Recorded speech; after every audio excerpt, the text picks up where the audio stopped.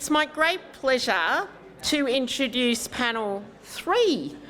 And panel 3 is our session that we are having now, which is risks and responses, collective action. I always love a bit of collective action to AI risk.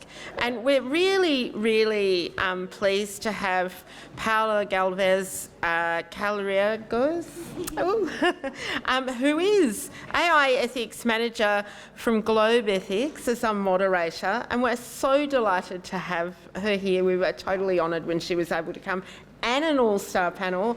And so, Paola, I'll ask you to introduce your panel and begin your session. Thank you so much, Professor. Can you hear me all? Yes. That's great. Good afternoon, everyone. Thank you so much, first of all, to the host organizations for having us, in particular to Tsinghua University. That was very, very welcome when we suggested to co-host this panel 3. As Globe Ethics, an international non-profit organization based in Geneva, working around the world, we're delivering this project called Track to Diplomacy for Global Safety, where we gather experts and diplomats together so that we can bring collective action towards more inclusive and safe AI.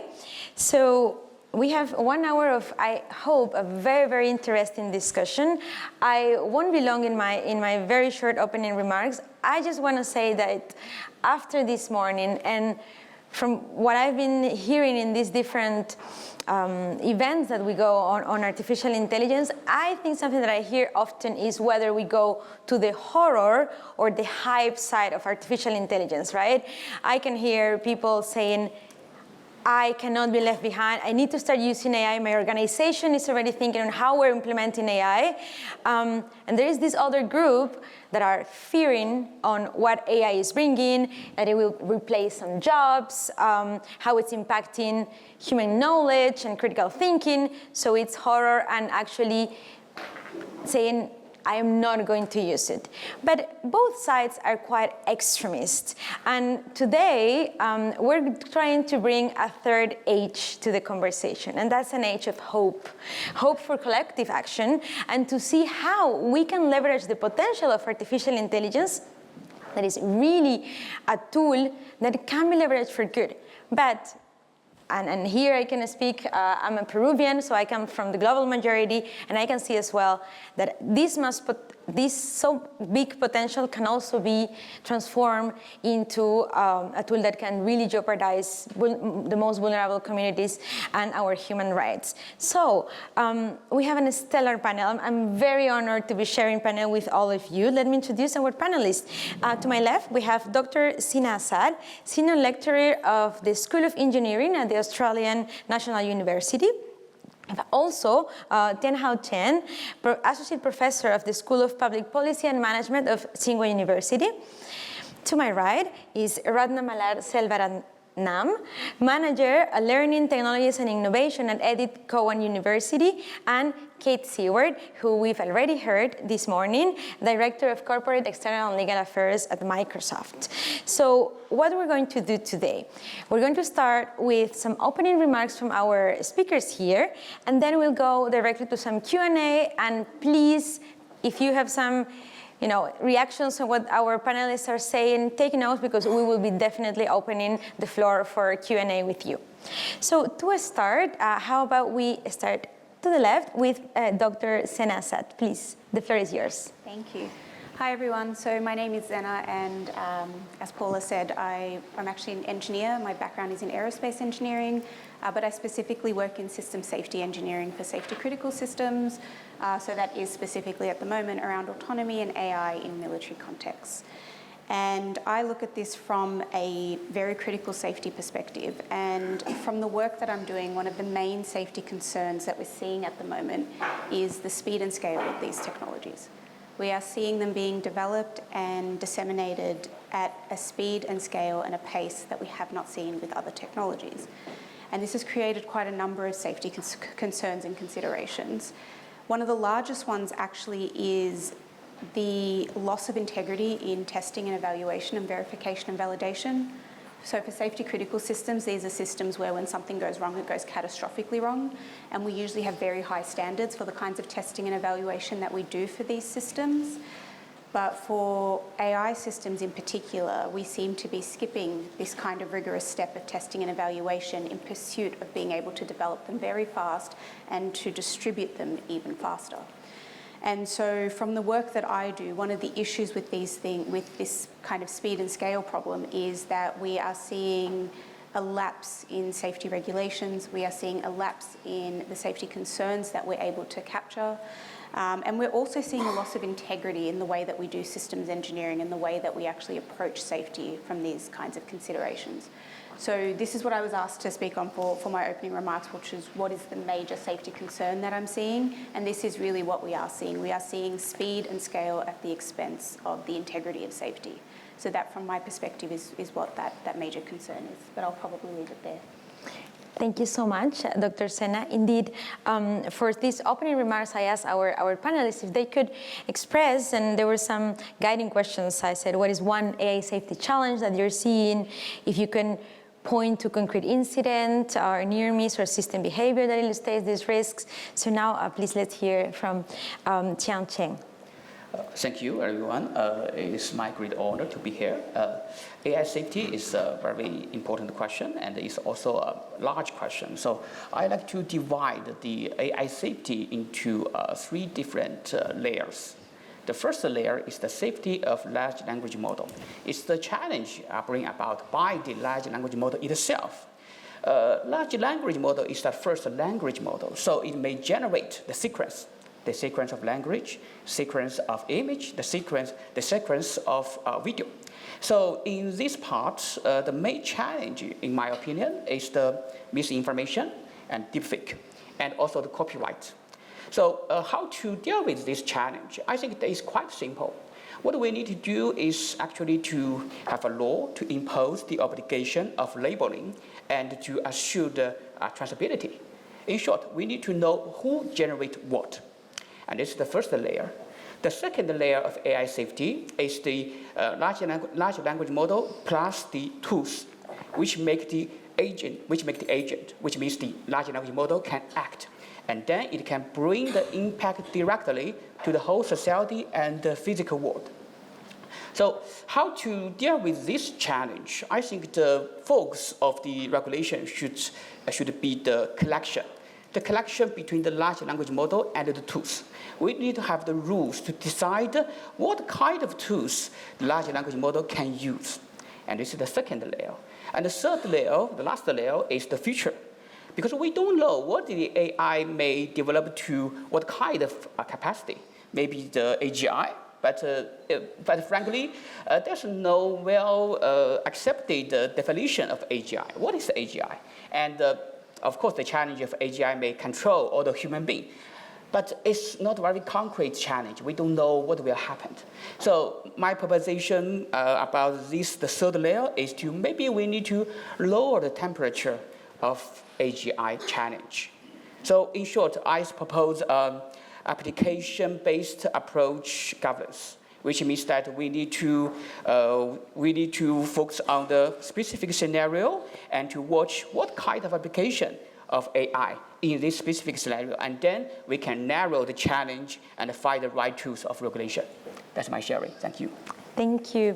Thank you for sharing. Now let's pass with Ratna. I want to highlight that this is a very, I would say, unique perspective, Ratna, because you are a user, but at the same time you procure AI, so please share with us your perspective. Thank you. I think y'all can all hear me? Yes. Yeah. We do. When Paola gave the questions, I was like, my subtext is, no offense, Kate, vendors behaving badly, but I'll unpack that as we go along, because as you talked about procurement and existing systems. When a student enters an institution of higher learning, they have implicit trust in the people, the curriculum, and the systems that enable their learning to happen. So what I like to focus on as we go along are those systems. And we also have data to support this, how universities or higher education is providing an environment of trust for students to enable their learning augmented by artificial intelligence. So it's not just the agents and the bots and the large language models that a student will directly interface with, because you can in a way say, that's that thing over there. But what about, as the chair pointed out earlier in the day, the sort of creep of AI into existing systems that the learner interacts with? So that is the trust that is with those systems, and that is the psychological, social, psychosocial safety issue that we need to keep in mind for students. So if there's one thing, it's the psychosocial safety. The Australasian Council for Open and Digital Education, ACODE, of which I'm the executive, we have conducted a series of surveys for our Australasian universities on AI and data governance readiness across our member institutions. There are about 47 higher education institutions that are members. And we used the JISC maturity model to look at where the maturity of AI and data governance sits. Compared to last year, there's almost 30% increase in operational levels of AI and data governance. So that is good news. However, there is still a lot of concern around the area of students' well-being in interacting with AI systems, and also the dearth of access and equity considerations in AI systems. That higher education organizations have self-evaluated and quite said, we are developing it, but we are not quite there. So all this impacts the psychosocial safety of the learner that I think we really, really need to keep front and center. And I'll unpack this as we go along. Thank you so much, Ratna. I think the data that you provide us with that survey is revealing in terms of how universities and students are reacting to this AI deployment. Let's go ahead and listen from Kate. Thank you so much. And there's quite a few new faces in the room since this morning. I hadn't quite appreciated that I was speaking on 2 of the 3 panels so far. So thank you for your forbearance as you hear from me again. I'm going to probably pick up on Chen's point where he was talking about the sort of issues of AI safety that he sees as most prominent to answer our sort of opening question. I'll go into something quite specific, and then I'll come back perhaps later at a higher level of how Microsoft thinks about responsible AI and what we're doing in that regard. But if we think about one particular safety issue that we are seeing, that is about the ability for people to trust the provenance of AI-generated or not generated images, video and audio, and this is coming to the deep fake question that Chen spoke about. If we think about where we see deep fake risk, it really is in areas that we want to preserve and protect. We see it in the context of attempts to undermine democratic institutions, democratic processes and elections. The robustness of this is very important in many societies around the world. We see a risk for people being vulnerability to financial crimes or fraud. I mentioned this in the Q&A a little bit earlier for certain cohorts that are impacted by this. And we also see online safety as the broader concept, and this is not an area that I'm a specialist in, but if we think about vulnerable cohorts in the online world and deep fake imagery or videos or audio, that's children, it's particularly women, and then there's intersectionality with those groups and more vulnerable cohorts as well. If we think about the ability to trust the information ecosystem and for people to be able to trust the things that they're engaging with, we are thinking more and more about what are the practical and implementable solutions that we can advocate for and put forward to try to rectify and reduce the risk of some of these harms. And this is where I want to pick up actually on what Chen was talking about, content provenance.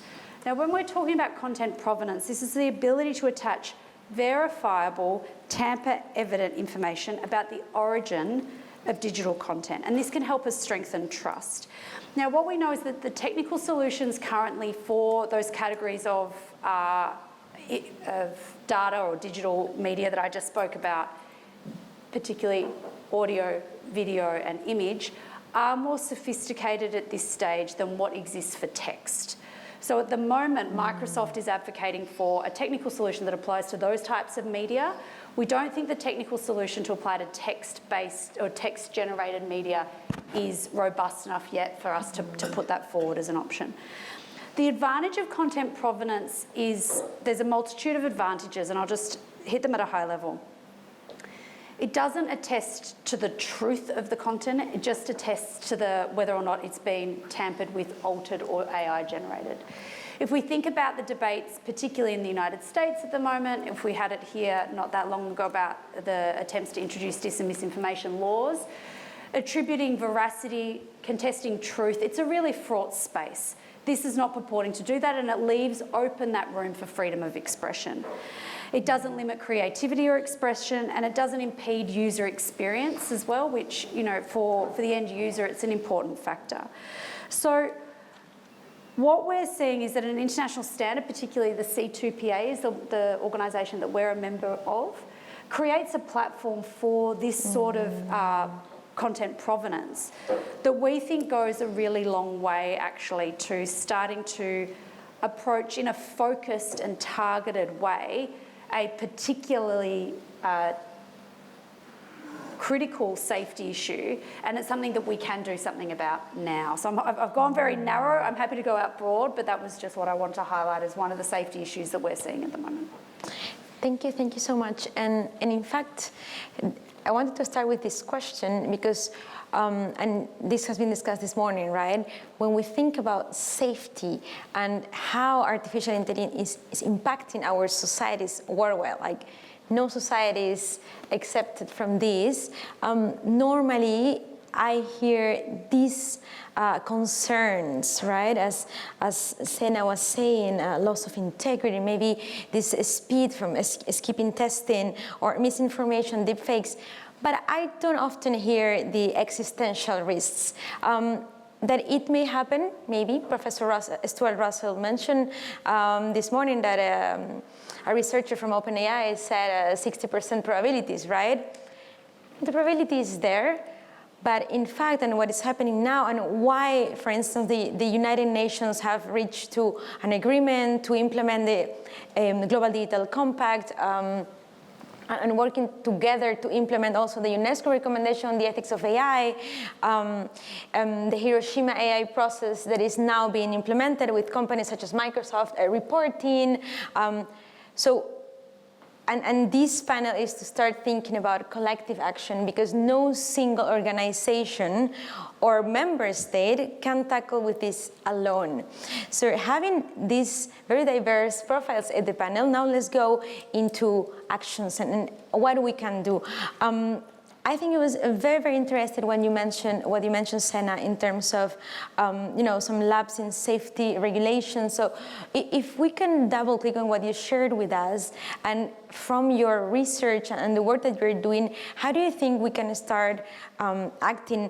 Because personally, I don't see the development of AI pausing. I think it will continue, unfortunately, at these circumstances that you mentioned. So what can we do to improve these and leave no one behind, create more safe AI systems? So I think it's important to remember that the term AI itself is a broad umbrella term, and it represents a spectrum of capabilities. A large language model is not the same as a computer vision model. And so we can use AI to help. It's a good umbrella term to kind of encompass the types of capabilities that we're talking about, but they are distinctly different. And so when we think about safety and existential threat and those kinds of things, we have to think about them in more specific siloed approaches. I'm not someone who believes in the existential threat of AI. I don't believe in it because I think it's kind of like the boogeyman story. I think it's really easy to run down the rabbit hole of AI as an existential threat to society and then turn a complete blind eye to all of the human decision making that is happening in this space, and that's really where the concerns lie. So I'm not somebody who kind of sits in that bracket of existential risks and concerns of AI. I think that it's important to look at these in very siloed and application-specific areas, and really what's going to help provide better safeguards around this technology is regulation. We have them in every other industry, and we need them for this particular capability as well. And when you think about the more siloed applications of AI, for example, they don't exist in absence of existing industries. if you have AI in a vehicle that exists within the broader automotive industry, which has broader automotive standards. And so this idea that this technology would be exempt from those regulations and those standards is just not true.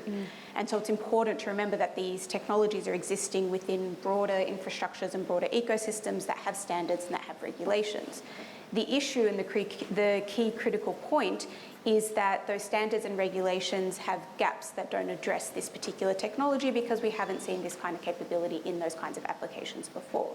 And so if we want to create better safeguards for this technology, it's about filling those gaps and filling those gaps in very specific siloed ways as opposed to kind of broad umbrella and like broad brushed approaches. So I would argue for better specificity and I would argue for context and industry specific regulations. And that resonates with what Professor Simon was saying, right? The different kind of regulations that we have, and the sectorial one could be one of a convenient way in terms of specifically because the AI ecosystem is developing at different stages everywhere. We have the European Union AI Act. However, and once again, I come from South America, for instance, and when some governments start saying, we are going to take this risk approach and do all these very strong regulation curves, such as the EU AI Act, I ask them, okay, so what are your capacities to implement such regulation, or what is your market at the moment? Because, and I would love to agree with you, Zena, that each market has the nuances, also the applications of, because AI, I think that is one point. UNESCO developed this tool, the readiness assessment methodology. I have led this in some countries, and when we understand how the country is doing, it really changes. And first, we need to start with a clear definition of artificial intelligence, for instance. So let's go now with Ratna. If we could double click on what you shared before, because you bring the perspective from the education side, and with that, we've been discussing the impact on knowledge decay and then the critical thinking that we've heard it's being impacted. So what is your position on how we could start acting and how different actors can collaborate towards a more safe AI? Yeah, the alignment in universities, as I mentioned, there's people, there's curriculum, there's systems. And we also talked earlier about feeding into industry, right? Are we creating thought leadership, working employability leadership? What sort of graduates are we producing? I think there needs to be real alignment between the learner, the university, and industry. And a lot of times there's disconnect. And what is it that we are trying to align in the first place, right? We want learners to be capable with artificial intelligence skills. But I absolutely agree with Zena. This is such an umbrella term that do we know what we're trying to say, right? How do you actually operationalize this and embed it in the curriculum? We are trying. My university is going through a curriculum transformation process right now, including assessment transformation. But how do we need to embed these skills? It can only be done by co-developing it with industry as well. It cannot be siloed curriculum transformation. And I also come back to the systems that enable us. For example, we talked about AI detection earlier today. Somebody mentioned it. And it's that elephant in the room that all of us are aware of, we're all trying to deal with, but kind of parking it because we need to, at some level, go on with business as usual. Because business as usual has been absolutely stunted, but we need to progress somehow. There needs to be, we were talking about this, we know that globally there are some vendor monopolies in terms of AI detection, and we need to deal with it. And in Australasia, we've started having that conversation. How do we address this? There are organizational bodies, regional or larger than that, that we can come together, collaborate, and provide some sort of pressure on these providers to say, look, you're not helping our students who are going to graduate and then go into your industry, right? So please help us help you somewhere in the longer term. So that alignment and collaboration is going to be very important in the longer term. How to find this collaboration? If I may come to you, Kate. How to find collaboration when we see a geopolitical scenario that is fragmented, which is a reality. We see the different divides and gaps in the digital, I would say digital ecosystem, not only artificial intelligence. This comes from 2013. I was working in Microsoft and we were talking about the cloud. And for some countries that was not... We're still talking about the cloud. Yeah. More than you'd think, actually. Okay, yeah. well, that's important. So please just tell us more on what you were starting. Yeah, so I guess my remarks earlier just showed that so many of the conversations we're having in the AI era are actually going back to sort of fundamentals and principle-based around digital transformation writ large. And we often at Microsoft, and I don't know if this was your experience, but we often take a principles-based approach to our problem solving, particularly in the policy sphere. And the reason we do that is we find that principles are durable and they're enduring. And I think to your point about how this is a diverse umbrella term of AI that actually speaks to a lot of different technologies, a lot of different capabilities, if we keep it at the principles level, then we have a set of, I guess, North Star under which we can have enough flexibility and agility to come at these problems, particularly in the policy sense, in a way that is, as I said, durable and enduring. And so if I think about our responsible AI principles at Microsoft, safety is just one of them, but I'll read through the broader principles that we work towards, which is fairness, reliability and safety, inclusiveness, transparency and accountability. And they're essentially the principles under which our internal responsible AI work are structured. And I think as a testament to the different representation and interests we have even on this panel and the broader theme of collective action, at Microsoft we have a responsible AI, Office of Responsible AI, but it's really multidisciplinary, because to tackle some of these issues across those principles, including safety, you need engineers, you need lawyers, you need policymakers, you need historians and philosophers. You need this very, very wide range of expertise to come at these problems from different angles. And when we're implementing responsible AI principles, we also have another sort of series of risk-based approach that we take, and that is around sensitive use cases. And again, these are designed to be at the principles level so that we've got something that is enduring and durable. And our sort of categories of sensitive use cases are physical and mental well-being, and you spoke about sort of psychosocial safety and those issues, but it's physical and mental well-being for the end user. Impact on legal rights and access to opportunity. Legal rights is, I think, reasonably self-explanatory within the justice system and things like that, but access to opportunity, we're thinking about things here like, can you get financing or a loan? Can you get access to education? Can you get access to recruitment and employment opportunities? That's what we're thinking about in terms of opportunity. And then the sort of the umbrella that catches all the sensitive use cases is this notion of fundamental human rights, and that's based on the United Nations Declaration of Human Rights.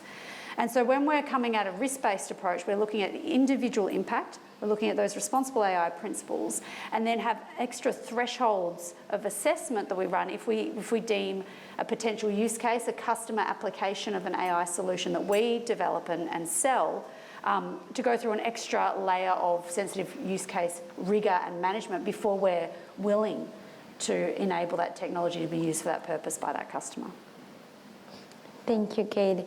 And in fact, yes, I think I would love everyone to reflect what we get, and then Chen will answer a question. But our world at the moment seems to pass a challenging situation in terms of collaboration, right? So when we even try to say, let's make the United Nations figure it out and negotiate to get unique and united regulation for AI, we need to, I mean, I am a tech optimistic person, but I am also very realistic, and I think that this is not coming up anytime soon. However, if we see the principles that have been agreed in 2019, the OECD came with the principles actually that were updated last year, 2024, with an updated also definition of artificial intelligence. It seems that we have at least some ground base on what we want for artificial intelligence to work for the benefit of us. But then let me ask you, Chen, because when you greatly explain the 3 layers on the risks, you mentioned also law on labeling, for instance, as one solution, right? I wanted to ask you, how does, the authority in each country, because we have different authorities, not every country has an AI authority, but there are countries that are having the data protection, taking this, or even some countries that are creating safety institutes. In your view, what is the best way that, agencies and governments can tackle this, through which mechanism, for instance? That's a good question. I think the best way to regulate this challenge is to make the collaboration between the regulator and the big digital company. They need to build trust between the regulator and the digital company, but now they lack the trust. They lack trust. Why the cooperation between these two parties is important? Is because how to regulate the regulation of the AI. The best way to regulation AI is to make the right alignment. We need to resolve this issue in the technical level to make the AI know what is dangerous to generate, and then the AI can refuse to respond. That's the best way, the easiest way. However, how to make this right alignment, that's the main challenge. Now the regulator have a lot of principle, law, etc. The digital company have their own policy. These two parts cannot perfectly collect each other. That is the main challenge. So we need to, these two parts work together and make the democracy and the law transform them to some technical standard, and which especially technical workflow of alignment to find the right way to make the AI have the right alignment. Can I jump in just quickly there? Because I think the bit that sits between the two is increasingly the AI Safety Institute network. And I really commend Australia's announcement this week to create an AI Safety Institute and to be part of that international network.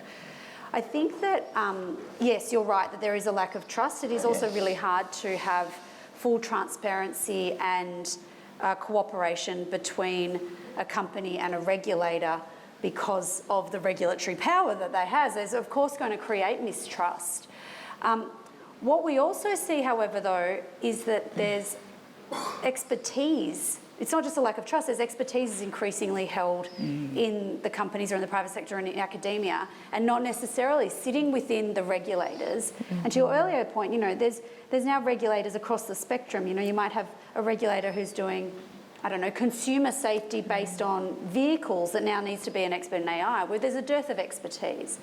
What the Safety Institute network can do is sit between the two and I think create almost a hinge for that trust and the transparency in a really meaningful way. And that's why I actually think that is a crucially important new system to bridge the significant gaps between the two.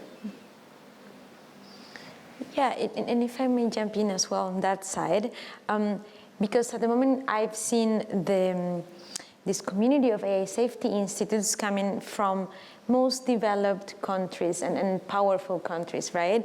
I was very happy to see that, for instance, India is going to host the Impact Summit next year, because this series of summits that started in the UK in 2023 usually gathered together only, most powerful countries, and these continue the gap that already existed, and artificial intelligence is just widening, right?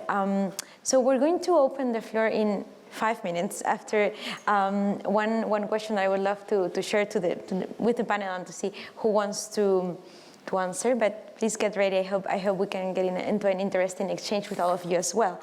To finish, let's say with the moderation that I'm doing on my side, I'm curious to ask how can safety and ethics can be embedded into an AI design?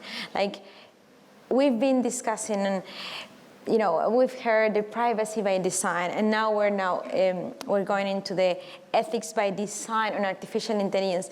But how can we operationalize this? Because we've been hearing this all the way. But so if you could, in a short intervention, what's your view? Maybe there's one action or an initiative that you are working on that you could share and shed light on that. I would appreciate it. Who would like to start? I can just do a very brief jump in. When we talk about AI, really, it's about as good as the data that gets plugged in. Mm-hmm. I think we need people who can be responsible about data, understand it, and use it well to service the end user. So that's my contribution. With data. Yeah. Thank you, Ratna. Alignment. Okay. Alignment of post-training, that's the key. Good, Chen. Zena. I think remembering that not everything is a technical problem and policy really intersects here in really critical ways, and so to operationalise safety and ethics, it has to be a combination of technical and policy intervention. Mm-hmm. Good. Kate? Yeah, I think that we, through our Office of Responsible AI, are trying to share as many resources and our learnings as we possibly can with customers, with governments, and with the world.